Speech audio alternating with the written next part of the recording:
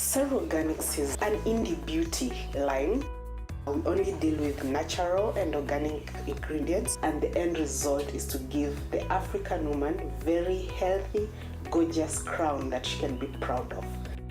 Growing up, I didn't see myself as an entrepreneur. Consistency. You can't afford, today I'm here, I'm available, I'm doing it. Tomorrow, oops, I don't feel like doing this thing. Bye, sorry. Show up every day. Sere Organics is an indie beauty line, very niche. We only deal with natural and organic ingredients. What I mean by this is we only source for healthy ingredients that we're gonna formulate, and the end result is to give the African woman very healthy, gorgeous crown that she can be proud of. The inspiration behind Saru Organics happened when my 4-year-old daughter then, she was going to join kindergarten. And of course, as a young mother, you're happy your child now is going to school. Only that, for her to start getting very serious bouts of flu that would make her miss school, you know, and the bouts of flu are so severe, like the fever would go really high. She's weak, you're holding her and you're thinking she's supposed to be playing out. And you know, kids do not pretend. They do not have the energy to be outside and play. They don't. They'll just, you know, stay there. And it was frustrating. It was becoming a cycle of me going to the hospital, getting antibiotics, coming back. And at one time I was wondering, how many antibiotics am I really giving this young child? And I don't think I was even taking that many antibiotics as an adult. So that whole process was frustrating and not settling well in my heart. And I can remember back then I had a PhD student who was a neighbor, and she told me, do you know about Moringa? And I was like, what about Moringa? She's like, if you give your child Moringa tea, you'll never visit the hospital again, and you can be assured she'll be able to go to school consistently. So I gave it a shot. I went to one of the shops, got Moringa powder, came, tried the mixing of the tea, added a bit of lemon and honey to give it a taste, and I gave it to my baby. I think I did this like in the evening, and of course we slept, and then the following day I woke up, checked on her, then went to work. But now coming back from work the following day, the child was outside playing, and I was thinking, wait, a day ago I was carrying you from the couch to the bed, and I know she's screaming, she's all over the place, and I'm like, what magic is happening here? And that aroused my curiosity. What did this Moringa do? You know, and I went on big research on it and found it's such an amazing immune booster. So what it did, it made the child be able to fight the infection and everything in her body, and now she was strong, she was back at it, she was just this healthy child.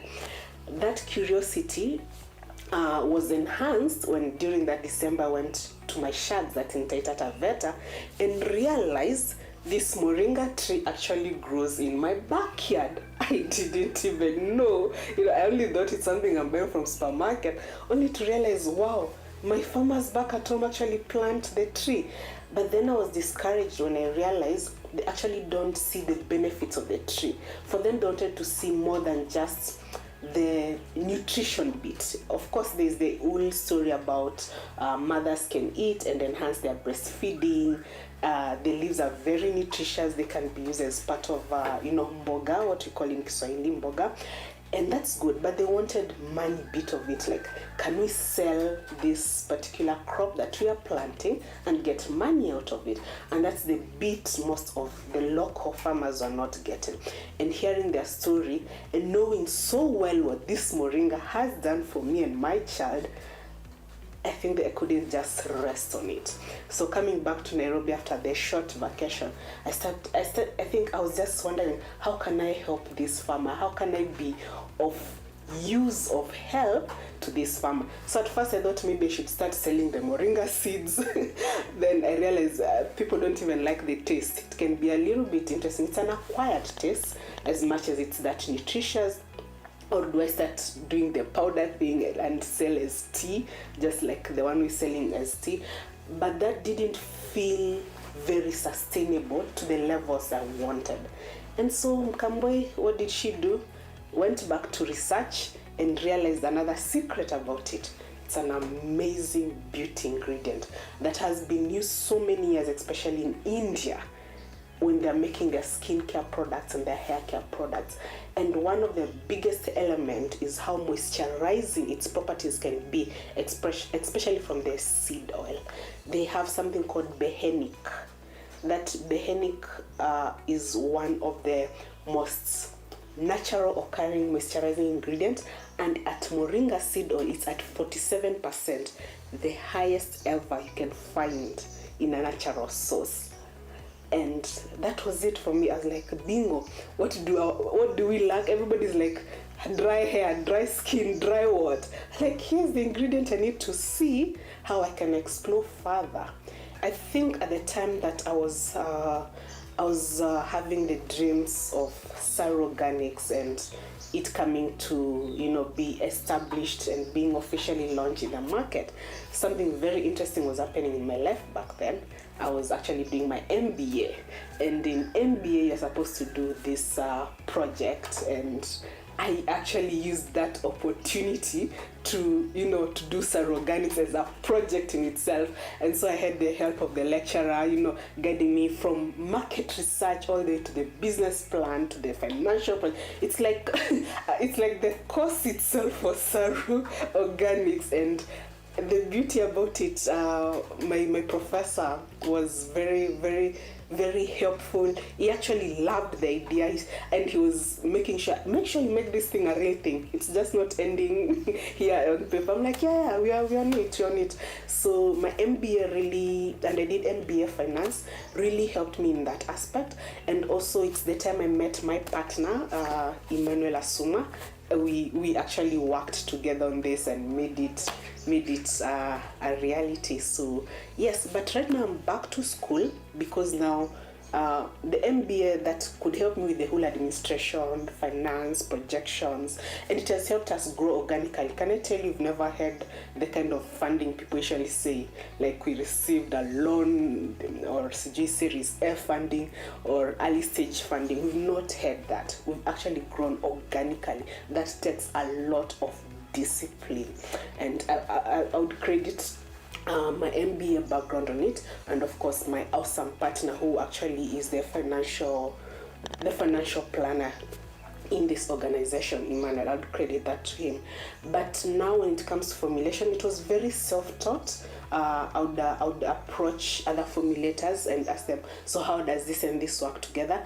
The good thing, I think I'm very quick at getting stuff, so I would be able to see the chemistry behind it and be like, okay, read so much on my own as well. But right now I'm currently enrolled in one of the best schools for formulation. It's called Formula Botanica from UK. I'm doing it online, an international diploma. The early days of Saru Organics were pretty humble, pretty modest. Started in my mom's kitchen, because back then I was still living with my mom, and I was just doing the small experiments in the kitchen. In fact, I can remember she used to be telling me, just wait to finish cooking, then you do your things, because she used to look at them like a mess.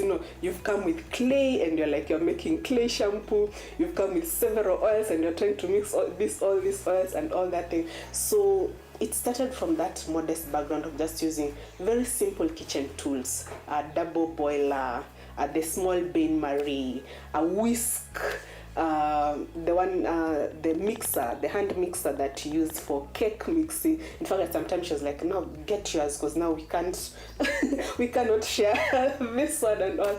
And the thing is, with time she saw how serious I am. My dad was like, ain't this even illegal? You bringing all these types of oils in our kitchen and making them, and this is a house. Is this, like, my dad was like, ain't this not illegal? What you're doing? And when they realized I'm not stopping, I'm at it, my mom was like, okay, so what do you need? I was like, let me finish the business plan and then I'll let you know what I actually need. So she was gracious enough to actually invest in the company, and Maki, she had not seen what you're seeing. She had not seen this jazz. She was seeing very mediocre kind of packaging, but a very determined girl. I think that's what she saw. Very, very determined girl. So she was able to convince her brother, who is my uncle, to invest in the company. And by then I'd now finished the MBA plan, business plan, and I had an idea where we are going. And with them investing the little that they invested, I was able now to do something better. Like I would buy packaging materials, like good bottles. I could have good labels. I could afford to start the social media pages. We started very simple with just social media pages. We didn't go really far. And then eventually my partner came on board, Emmanuel. He was also convinced of this thing that I'm creating. And after taking the products to one of his sister and the sister liking them, I think he was like, okay, if my sister said this is good stuff, I can believe in you. And so together we started. And we still did it from home, that's still in that kitchen, for almost a year. We still did it from the house for almost a year. That time my selling point was pop-up market. The famous one was called K1 Flea Market. It used to be run by Karen Kaz, a musician. She's in the entertainment space, and it would allow me to interact with customers directly, because you just came, you have your table, you set up your shampoos, your stuff, and then people would come and they'd be like, what is this? What is a clay shampoo? And I'd be like, this is how it works. It makes sure it not only cleanses your hair, conditions your hair, leaves your hair soft. So you don't have to worry about after that I have to condition again, because people had been told after shampoo, condition. I'm like, no, I can get you a shampoo that leaves your hair soft and condition. And so people are liking the innovation, the new thing that I'm bringing about. And my lucky break, I think, came when one of the ladies who came to that K1 Flea Market happens to work with a big brand that was ethnic shop. And she was like, your things should be on the shelf. They look really, really good. Do you have everything? And I was like, yeah, I've managed to get kebs. That's the much I think I had at that particular time. From that lady who visited K1, loving our product, and she had these shops, ethnic. The ethnic brand was at Sarit Center, Adlife Plaza, Garden City, and the one Naivasha, Buffalo Malls. And just like that, Saru Organics was on this 4 malls, and by us being on the malls, it's like God was introducing us to the client that we are actually targeting. The client who is very conscious about the ingredients that they use, and they're ready to spend good money for their value.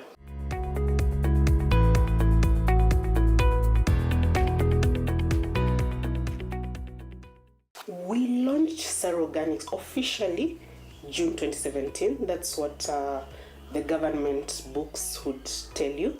But of course, I'd started working on it. My MBA had started in September 2015. So around 2016, all along, I was busy working on this Sere Organics dream and all that. But officially, 2017, we were recorded as an established company, incorporated and ready to operate on Kenyan soil.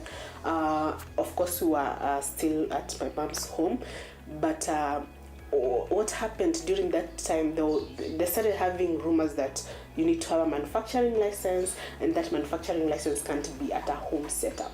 And we are being forced to get into workshops, into warehouses, or into places that are designated for that kind of work, either an industrial park or a commercial center. Like, it was just coming, I think, from KRA actually.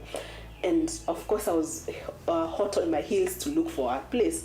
But in Nairobi, because that's where we were living with my mom, the thing is, the rent, I'd go to industrial area, talk to those warehouses guys, and someone tells me the rent is 200K, the rent is 150K, and I'm thinking, that would be my entire revenue for the month. I mean, what will I be left with if I'll just be paying all that cash? And then again, the minimum space they're about to give you, it's still so big, and you haven't yet gained that big traction in the market. So you're like, all this space, I don't even need it. I just need like one room and I'll be set up. And so that challenged me, and I was thinking, so what else can I do? I can't stay at home, and definitely I'm not able to afford the industrial parks and the warehouses and all that. And I thought, Mkamboi, maybe it's time to move out of Nairobi. Why don't you check other areas? Why don't you look at other areas? And the thought of actually getting out of Nairobi was scary, because there's that familiarity you have, the raw materials are near and that kind of a thing, and you're like, oh my god, am I going to be able to stay away from Nairobi? And then I'm already a mother. You're thinking the schooling bit, how is it going to work and that. But I decided for the dream, I just have to do it. And so talking to friends, somebody told me about Ruiru. You can get a bit rates that are affordable. It might not be near to Nairobi like you want, but I mean, where it hurts most. And so we came to Kiambu County. And at first we got a 3-roomed house on its own standalone, like a standalone house, and we converted that now to both our office and our storage area and our workshop area, and it worked until now. Again, it became small, and now that necessitated us now to move to our current workshop place. The growth is what was making us say, okay, this space is too small. Now we need to look for the next. And right now, even as I am looking at it, in the next 2 years, we are going to look for another bigger space. But it has been that kind of organic growth, and setting up here has been amazing.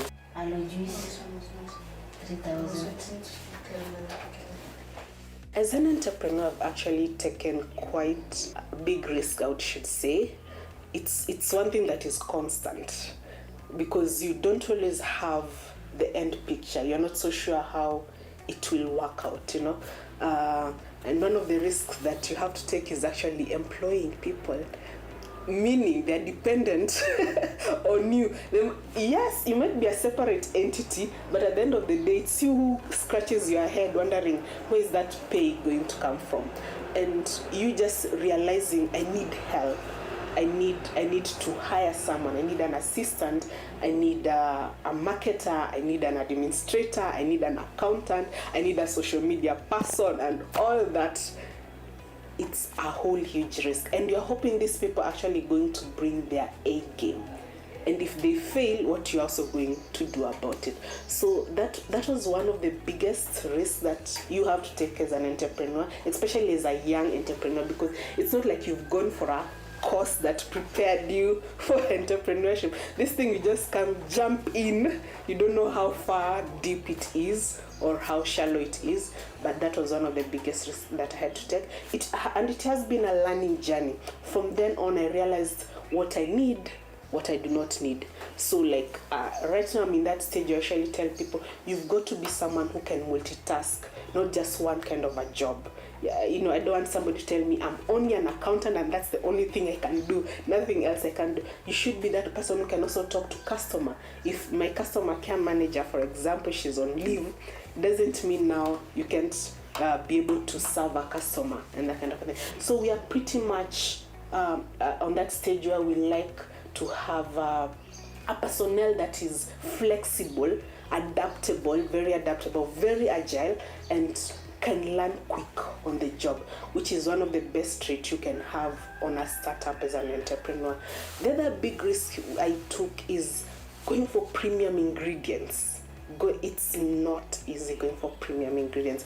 One, because most suppliers, they rely on the big companies, the ones that may not necessarily be doing the indie beauty, the natural and organic ingredients, and so they don't find the economic sense of bringing a particular prime ingredient only to serve a very small company like Saru Organics. They feel like, I want to bring, if I bring like 500 kg bag, I know that one within 2 months, it's gone, it's cleared.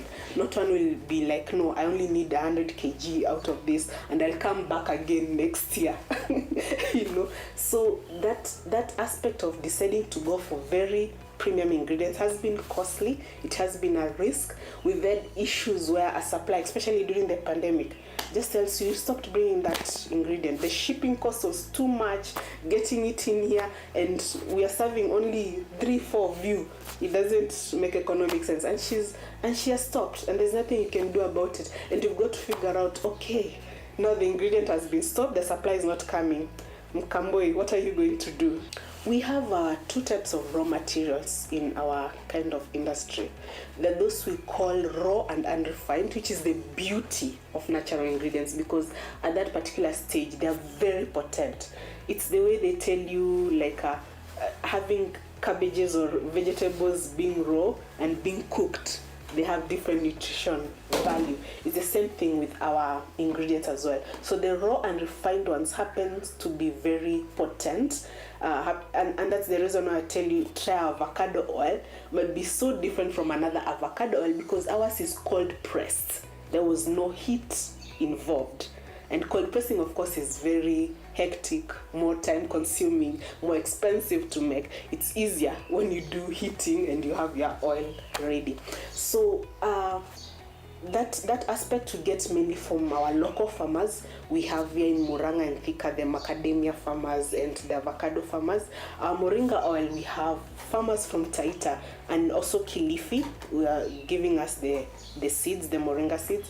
And also from Kilifi and Kitui, we have the baobab seeds that makes for us the baobab oil. So the raw and unrefined ingredients, I would speak of our own local farmers that we've partnered with them through various cooperatives. Not like farmers who have come together in a particular, like in Kilifi, it's actually a women's kind of group. So we deal with that group, and we get the baobab seeds, we get the moringa seeds, and that kind of a thing.